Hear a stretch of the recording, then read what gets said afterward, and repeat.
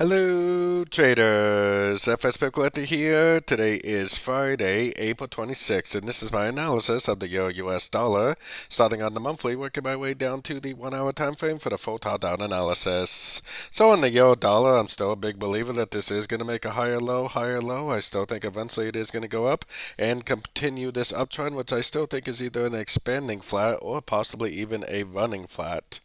So let's head down to the weekly time frame. On the weekly time frame, it's going to be interesting to see how this weekly candle closes because, boy, right now it really looks like a wave 1, a wave 2. It looks like the end of a crescent right at the 78.6. We'll have to see. We got some big dollar news next week, so we're going to have to survive that. But, boy, it looks like this possibly could be getting ready to go up for that big wave 3 like I've been talking about for a very long time. So let's take it down to the daily time frame. On the daily time frame, this move up is very, very impulsive for me. I mean, to me, it looks like this is a 1. This looks like an A. 3 waves up for a B. This looks like a downtrend for a wave C. We got a nice solid Fibonacci bounce. I'm thinking that this could even be a wave 1. Eventually, it probably will make a wave 2. And it should just keep on trending up, making higher highs, higher lows for a wave 3. If this right here really is the end of a wave 2, which it definitely is starting to look like it is.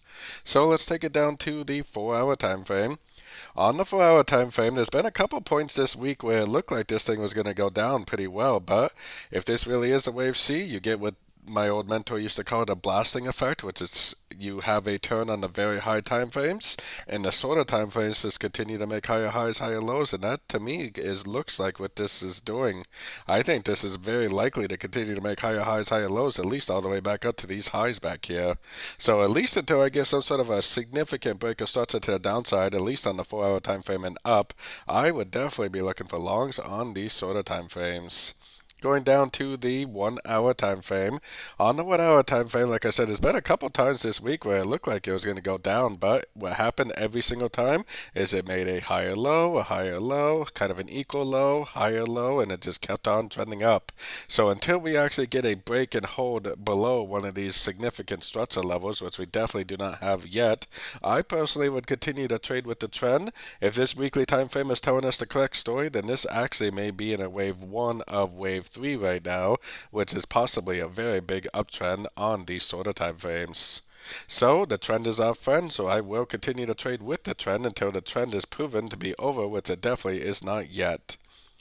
So don't forget to join my free Discord group, which is linked down here in the corner. And don't forget to check out my membership program that gives you access to my daily live trading sessions.